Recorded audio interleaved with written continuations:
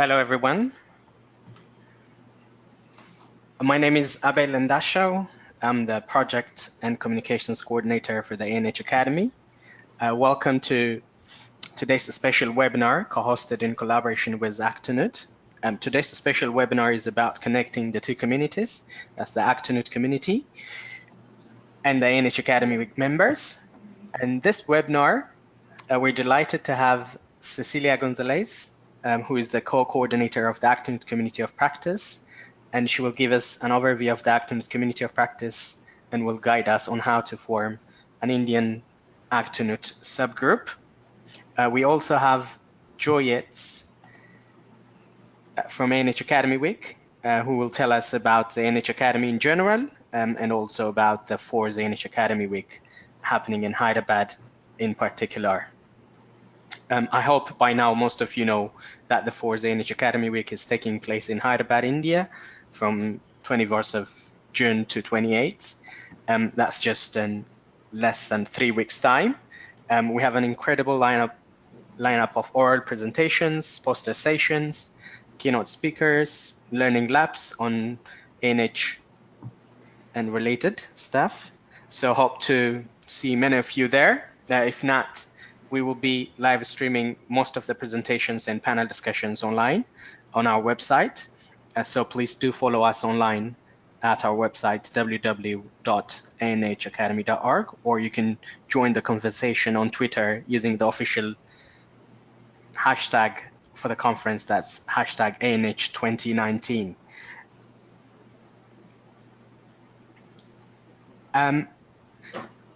I'm just going to do a simple poll just to see how many of you are members of ANH Academy Week.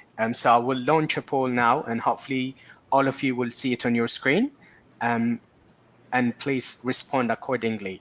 So just to kind of see an idea of how many of you are from Ag2Nut community or ANH Academy Week, or a member of both, or if you're not, say that you're not a member. If you can submit the poll so I can share that with you all.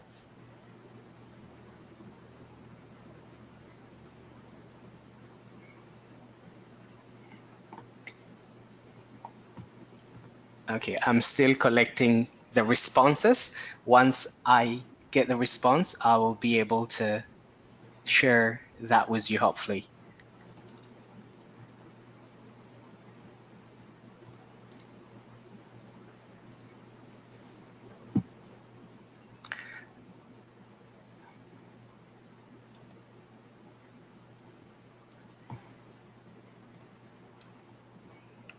Okay, let me see what the poll says, and then I can tell you. So at the moment, it says 50% of you who have responded are member of the Ag2Nut community, 20% of them are from the ANH Academy Week, and 20% said yes, they're both members for the Academy Week and the Ag2Nut community, and we have 10% who are not member of either the Academy Week or the Ag2Nut community. So hopefully after the end of the webinar today, they will join us.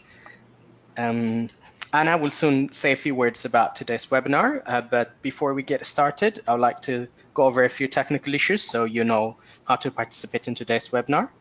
You will see the presentation on the left of your screen. On the right, you have the control panel that will allow you to ask questions. You will have the chance to submit questions in today's webinar using the question or chat box in the control panel. Now, you may send your question at any time during the presentation. We will collect them and address them at the end of the webinar. All participants are currently muted. So if you want to ask a question using the audio and you're sure that you have a good connection and your audio is working, please use the raise your hand function and we will unmute you. If at any point you experience any technical issue, please check your audio setting and your internet connection. If not, please try to connect to the webinar using the same link. And yeah, this webinar will be recorded and it will be available on the ANH Academy website. So yeah, that's it for me. I will pass now to Anna. Thank you, Abel, and I'll just say hello. I won't keep the video on the whole time, but it's nice to connect with you all here who have joined today. And we're really glad to be able to have this discussion about both the upcoming ANH Academy Week, which is very exciting because it's the meeting, in Ag2Nut, we don't have any face-to-face meetings because we don't have any budget. And ANH Academy puts on the ANH Academy Week every year for the last many years. And so it's really the very best opportunity for many members to join in person, meet face-to-face, hear about research face-to-face. So we're really looking forward to that annual event, and we'll hear more about it from Joe Yates.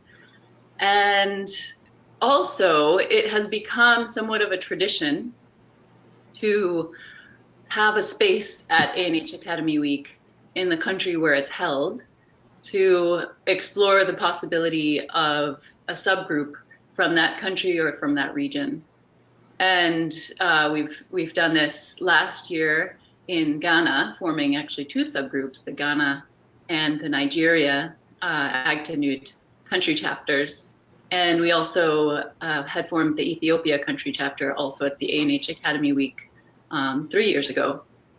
So on the line today, we'll discuss some ideas that you all may have for an India subgroup, interest in that. I've also received several emails from people in different time zones who are interested and couldn't join because of the time. Also, some people are interested but couldn't join for other reasons. So we have more interest than even the people who have joined today. And so we'll just gather some ideas for what this subgroup can do. Before we talk about the specifics of the Academy Week and the subgroup formation, we will hear from Cecilia Gonzalez, who is a co-organizer of Ag2Nut Community of Practice. And she's going to give an overview of some of the things that a lot of Ag2Nut members may not know or may not use about our group, basically how to connect with other people in the region where you work or live, or a region where you may be interested in finding experts. So Cecilia is going to give an overview, and I will pass the mic over to her. Great. Thanks, Anna.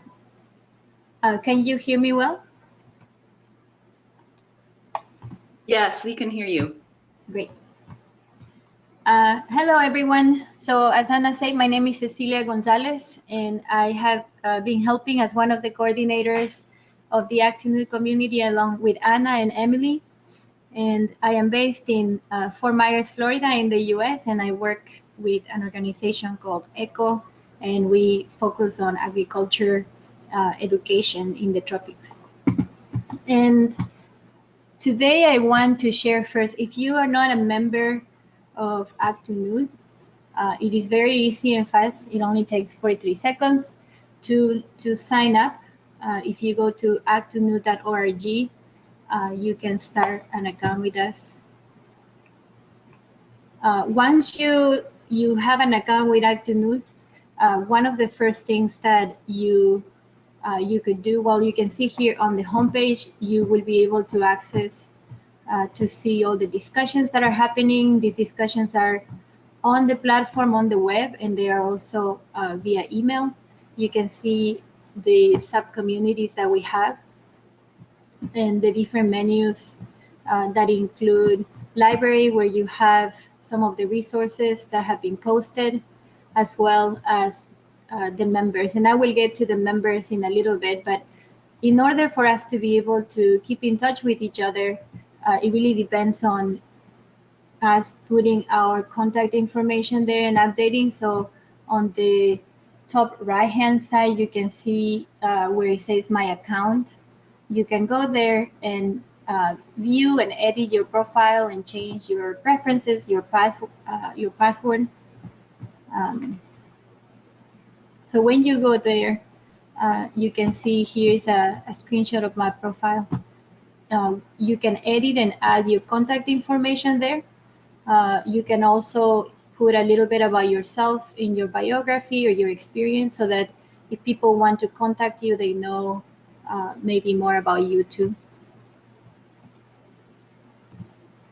One of the things we wanted to show you today is how to see other members. So in the members tab here, when you go to the overview, it takes you to a map of the Ag2Nut membership.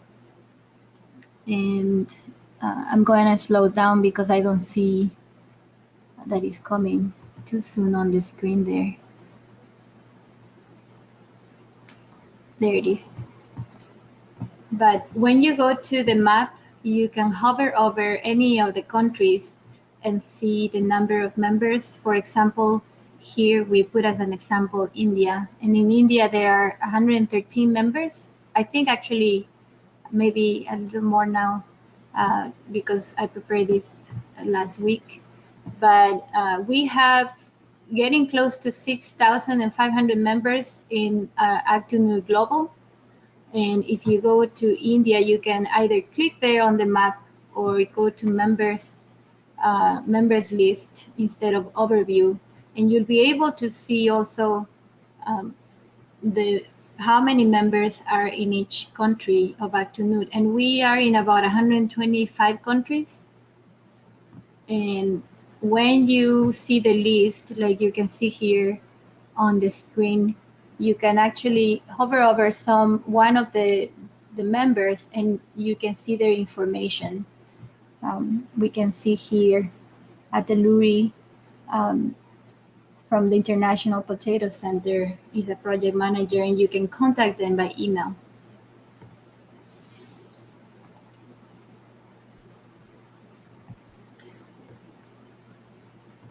On the Ag2Nut community, you can also join one of the subgroups. And when you join a subgroup, up in the top left corner of the menu, you can hover over that and you'll be able to see all the communities that you are part of. I am one of the coordinators, so I am able to see all the Ag2Nut communities, but you only see the ones you want to join.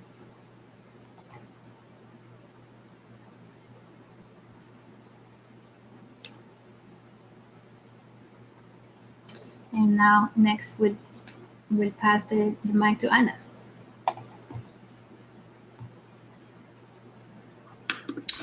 Thanks a lot. And I just want to remind everyone who is a member of Ag2Nut, and hopefully everyone after the call will join, that the key to accessing these features is your password, which is annoying, I know. If you have forgotten your password from when you signed up, I think there's a way to reset it, or if you run into any problems, you can always email Cecilia or Emily or me to have that sorted out. But once you log into the site, you can really use it to discover a lot about other members. So I'd like to continue to discuss why Ag2Nut country chapters or subgroups have been formed and how they've been useful, and why you all and others may consider forming one in India. So subgroups are formed by members of the Ag2Nut global community who have some common interest that is specific to a region or a topic. So far, subgroups have formed based on geography, which is of course what we're talking about today. But we've also had conversations with others who may be interested in forming a topic subgroup. So that's an option. We just haven't had that happen to date. So for geographic subgroups, the reason for forming a country-specific group is to focus more effectively and to connect on agriculture, nutrition issues specific to the country or the region. And this first came up with the formation of the Ethiopia subgroup because there were so many things happening in this space on agriculture, nutrition linkages in Ethiopia that the members had called for a subgroup so that they didn't have to spam the entire world about events happening in Addis Ababa or other, research efforts specific to Ethiopia, and it's worked very well. If you can go to the next slide, Cecilia.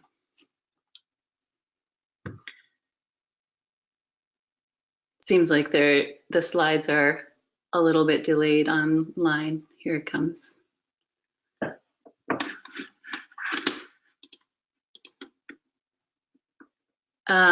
So the slide is slowly coming, at least on my system. But some examples of what subgroups can do, and we'd like to discuss this more with you on the line today. One example is curriculum development within and across universities in a country to improve intersectoral training on agriculture nutrition linkages so that students who are trained in agriculture have an understanding of how their work relates to nutrition and health and vice versa. And this has happened in Ethiopia, and it also is beginning to happen in the Nigeria subgroup, where professors and lecturers in different universities in the country are connecting to work on a common set of ideas for curriculum development. Another example, something that we do a lot in the global community that can also be done at national level, is sharing fellowship and job announcements that are relevant to students and professionals with specific skills in agriculture nutrition linkages. Sharing events such as webinars, meetings, and symposia of interest. Sharing news and publications that are related to ag nutrition linkages, and especially those that may be specific to the country. This could also include, news and discussion around national or state policy changes in agriculture and nutrition. And another example is producing statements, briefs, or documents that can be used for advocacy within governments or across institutions. So the Ethiopia Group has done this, and this is also one of the reasons that the global group started, is that we produced the key recommendations for linking agriculture and nutrition, which is now adopted by FAO, but came from a community discussion of people from all different institutions who were part of Ag2Nut to produce a common statement of what we all from our different institutions would support regarding those linkages. Next slide.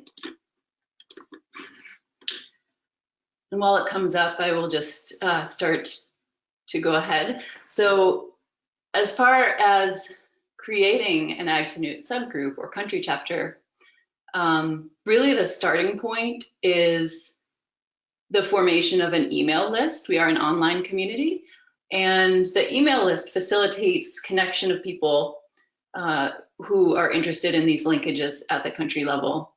It's also open to anyone, so you don't have to live in India to be part of the India subgroup or any other, everyone here can join the Ethiopia subgroup or the Ghana subgroup. So it's open to all who are interested. Another very, very important piece of starting a subgroup is to identify a dedicated volunteer leader or leaders. This is really the key to having a functional group. There need to be leaders who are willing to dedicate time to managing the group. For the global group, Emily Levitt-Rupert really does the lion's share of this. She's, if you don't already know, she's always there approving emails and membership and making the group function. And, I also volunteer my time for organizing more of the webinars, and Cecilia is doing a lot of the technical organization and support.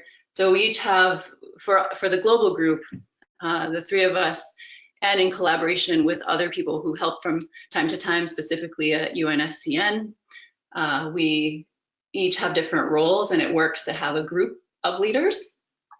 In Ethiopia, there's really one dedicated leader who is Fikadu Reta, and really is very enthusiastic and passionate about the group and has made it grow exponentially and function very well.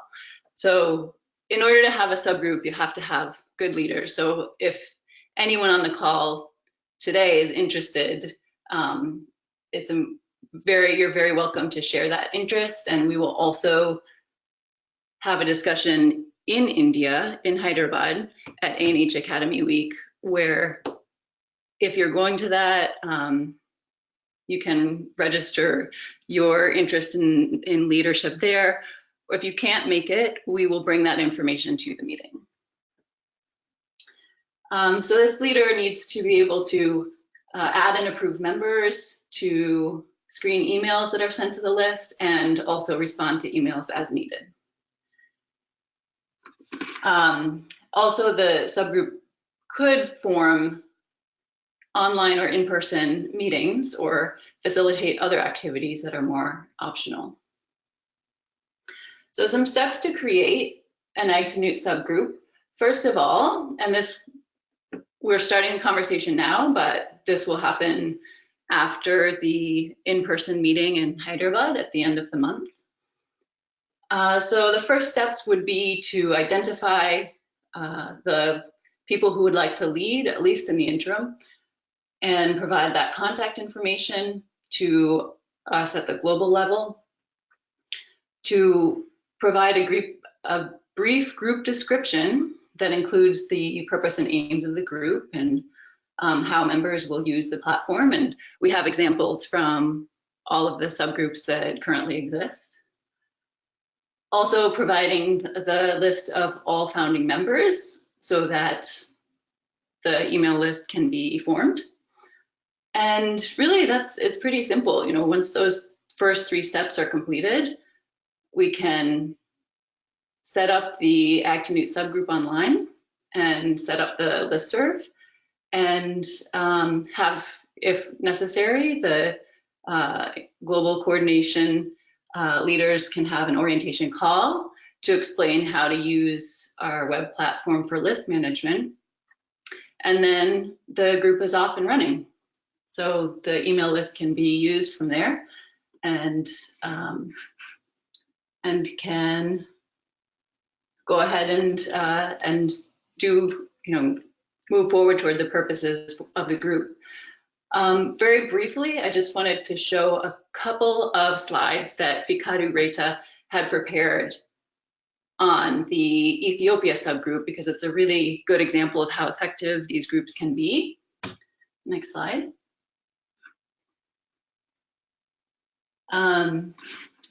So this is essentially what I already mentioned, that the group was formed at the ANH Academy meeting, and the group grew very fast. It has, well, this slide is actually a year old, so I'm sure it has more than 2,300 members now. But a lot of these members actually are not even part of the global group. So many of them are, but a national group is sometimes the only group that people are interested in joining. And that is the case with a fair proportion of the members from Ethiopia. Next slide. And the Ethiopia group formed really very grassroots with no suggestion from the global leaders. The reason was to make the discussion and networking more effective among scholars interested in Ethiopia-specific nutrition and development topics and agriculture, and to minimize the emails sent to the global audience on country-specific information and events. Also to discuss some more specific topics that are unique to Ethiopia. And of course, the group members could join both the global and the country-specific group. So a couple of points of progress in that group: that the number of members grew a lot. There's a lot of discussion. There's actually more discussion in that particular group than at the global level. In the Ghana and Nigeria groups, not quite as much active discussion. So the kind of characteristics of the national groups can vary a lot. FICADO has noted that it's been really helpful to advocate and attract attention to key issues around agriculture and nutrition, such as jobs for youth, and inform scholars with no nutrition background. It also helped to lead, it also helped that, well, FICADO is from this leading organization, Hawassa University, which he found has been very helpful to promote events that have happened at the university that he's organized on this topic, and to give feedback on curriculum review, etc. And also the group has used the sort of common topics of interest and understanding of issues to communicate with Ethiopian institutions, NGOs, and government organizations, because many people from those organizations are also members. And also it's helped to engage young scholars with limited access to have more relevant information. Next. So a few tips that have been suggested for other countries. Dedication of the group leader is very important. Once again, that's what makes these communities run. In their experience, they linked it with universities and training institutions, although that is not necessary.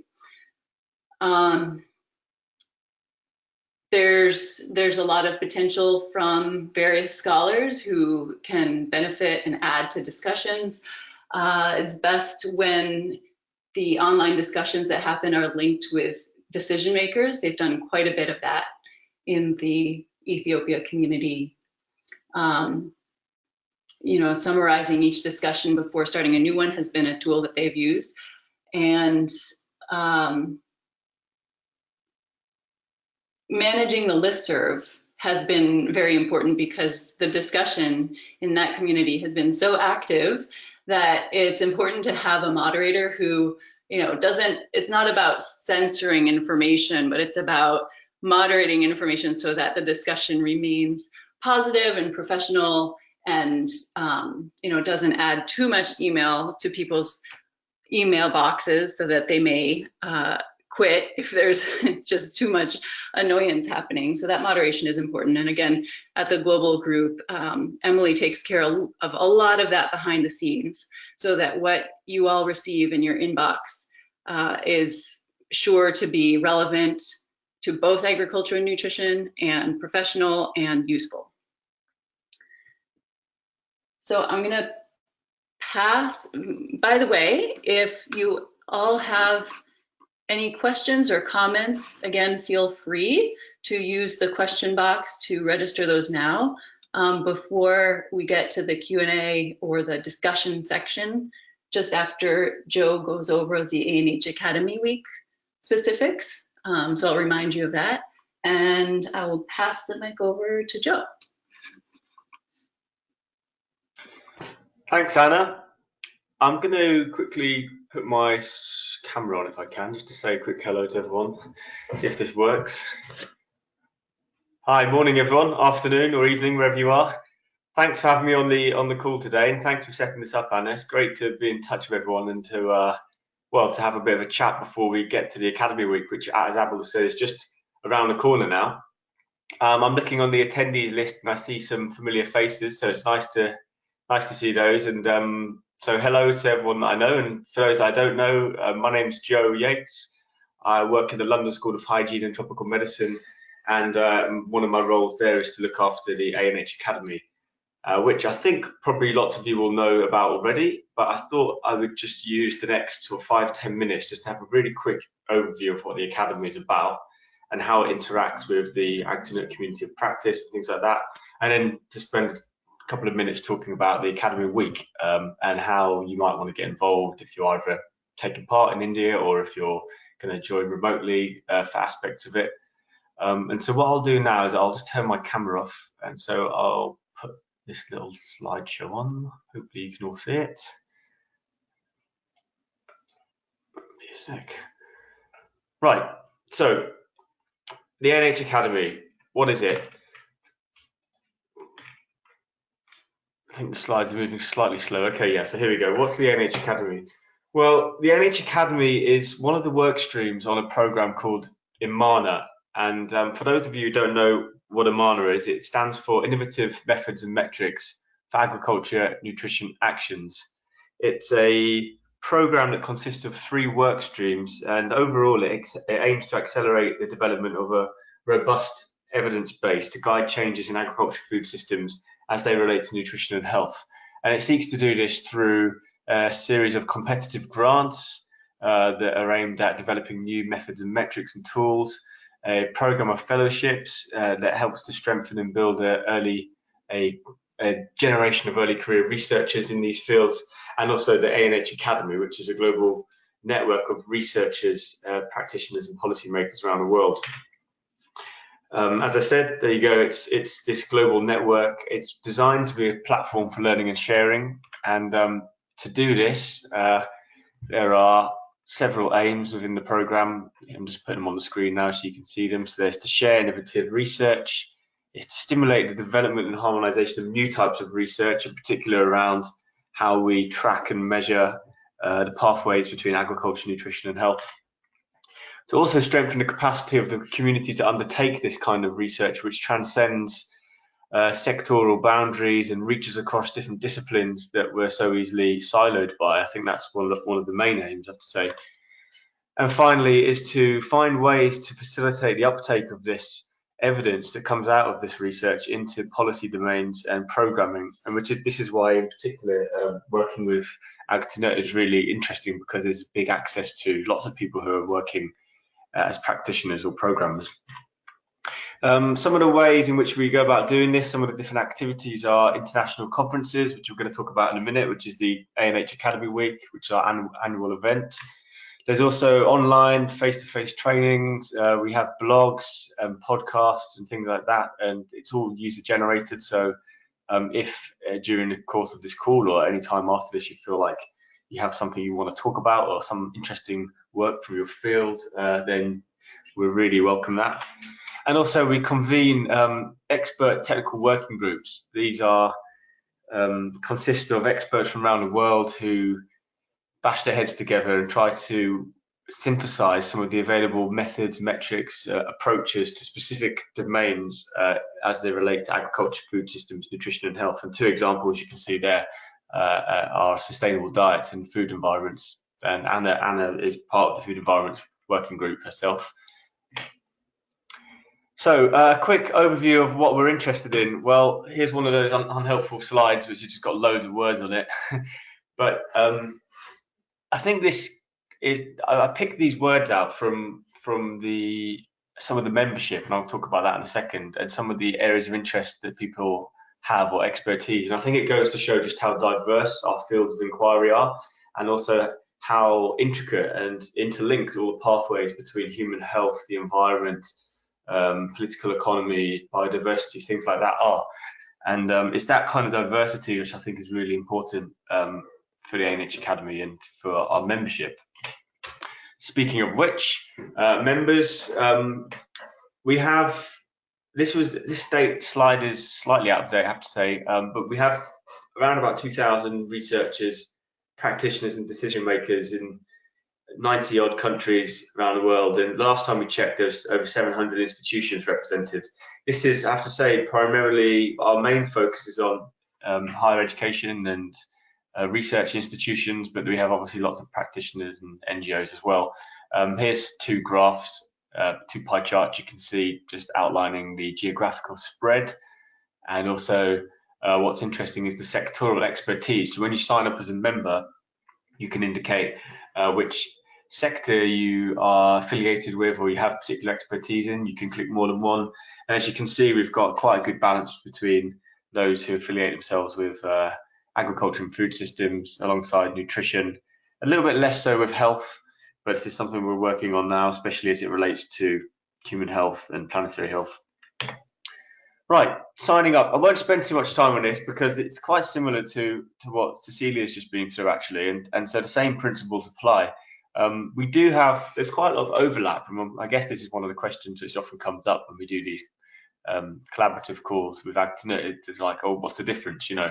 Well, actually there's quite a lot of overlap, and I think they're really kind of complement one another, the Academy and the Ag2Nut community of practice.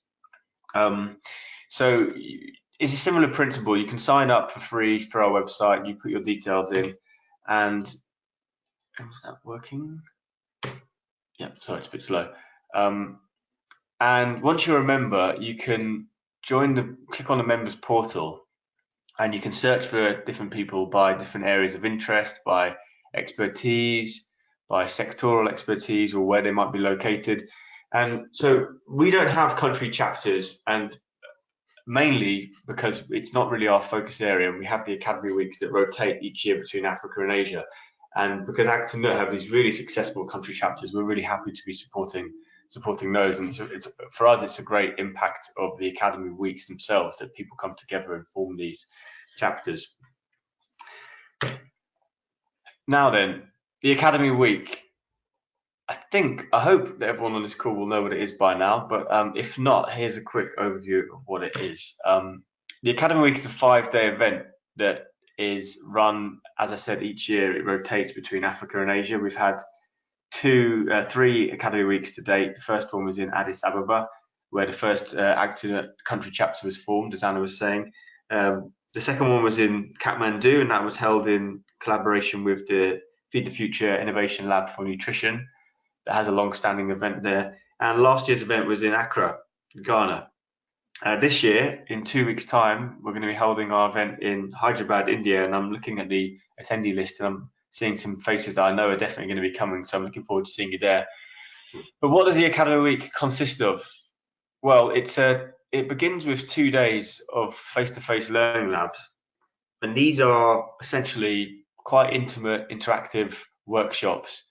They're led by the leading experts from around the world, I have to say, in various topic areas and various skills areas. So, for instance, some examples are qualitative research methods.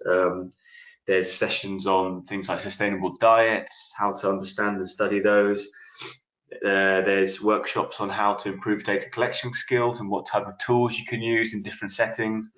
There's also more specific focus on like very specific tools like let's see, accelerometry devices, for instance, for measuring energy expenditure in programs or research.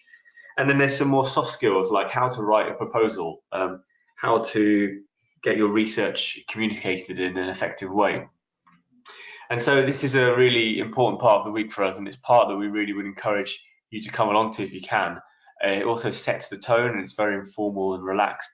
And then after this, we move into a 3-day research conference. So this is an abstract-driven conference. The call for abstracts usually comes out around October or November, and it's open for a few months. And this year we've got a really, really busy program, which includes lots of oral and poster presentations. Alongside the abstract-driven sessions, there's policy roundtables, there's technical working group meetings, there's keynote speeches, and most importantly, side events and show tools. We usually make it out to a jazz bar each year, which is fun. So this year, as Avril said, it's less than 3 weeks away, which is quite scary actually when you're the organisers. It's come around really quickly. It's going to be taking place from 24th till 28th of June in Hyderabad. And on the left-hand side, you can see some of the key partners in this year's event, including the National Institute of Nutrition in India. I think I can see some people on the call who are from there. Hello. And the South Asia office of the International Food Policy Research Institute.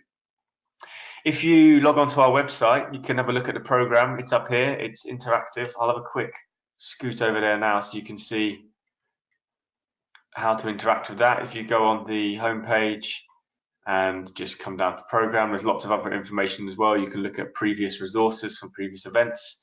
There's an FAQs page, but the program's quite interactive. You can just browse around. These are the learning labs, and then Wednesday, Thursday, Friday, as I said, these are the conference sessions.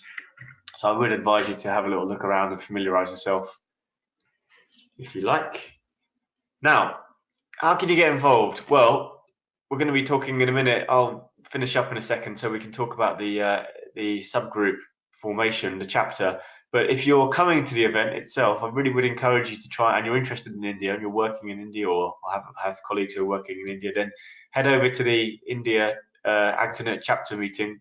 We're not entirely sure exactly where it's going to take place yet, but we'll let you know in due course. Hannah will have more information on that. If you're a social media person, then, or even if you're not, then consider using the hashtag ANH 2019. This will be used throughout, and if you're not taking part in the event, you can use it to track the latest developments for the conference, including some announcements about interesting research findings or links to other projects that you might not have heard about before. If you're tweeting, then tweet at us your photos, your retweets, whatever. Our main Twitter account is Emana_res, but we've also got our founding partners A4NH, which is the research program at the CGIAR, and also Elsira. If you are coming, then I really would encourage you to tweet about your work or presentation. It's a great way of getting it out there and beyond the conference itself. And this lives on, it has a life that lives on beyond the event. And we'll be doing some work around bringing together all the social media that's happened. Consider tagging your donors as well. We've heard about this. I always try to do this, and I think they like it, and it also amplifies the message further. Lots of donors will also be taking part in the event itself. So if you're not able to come to the event, no worries. We're going to be live streaming as much as possible, particularly from the conference. So the Wednesday, Thursday, Friday will definitely be live streamed. You can join that via our website. When the event starts, there'll be a big tab on the front of the website, and you can follow remotely. And we are thinking, we're going to try our best to create a back channel so that you can also possibly contribute to the Q&As either by live stream or by social media. That's what we'd really like to do if possible, because we understand that not everyone's going to be able to come in person. You can view the PowerPoint presentations online in real time. And finally, if you're coming or if you're not coming, then and you're interested in writing a blog, or you see anything in the program which is particularly relevant to your work, or do any other social media, we'd really welcome that. So do get in touch with us either directly, or you can contact Janet Hoder, who is running the communications for the event, and that's her email address there. We'll post these slides online after. So finally, before we wrap up, just a more broad ending on what the Academy and how you can get involved in the Academy. First thing is, I would suggest to become a member. It's really useful. It's like a little bit like signing up for the Ag2Nut, and I think they complement each other really well. You can connect with other members. You can search for people. I've heard of at least 3 or 4 instances in the last 6 months where people have found collaborators to write proposals with. For instance, someone got in touch with us and said, oh, I need an economist who's got some interest in gender dynamics and has an understanding of climate smart agriculture. And lo and behold, they were able to find 2 or 3 people who fit that bill for the Academy membership. So that was really great. So I'd recommend doing that. It's good just to have a look around anyway to see what people are up to.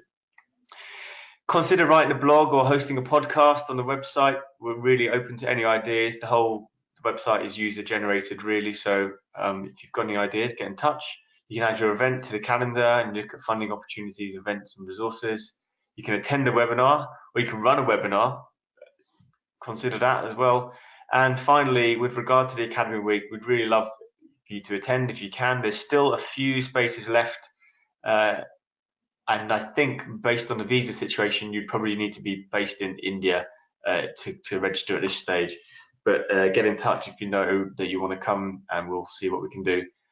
Finally, the call for abstracts for the next Academy Week will be open at some stage, probably in the autumn, so look out for that. And we look forward to staying in touch. I will hand back to you now. Is it going back to you, Anna? Great. Thanks so much for explaining all of that. And also, Joe, thank you for your incredible service in organizing these events. I think the events might possibly grind to a halt if it weren't for Joe Yates doing so much work with the rest of the ANH Academy team. they're always really good fun, and I know that's in large part because of what you do. So we really appreciate it. Thanks. Yeah. So the floor is open. You can raise your hand.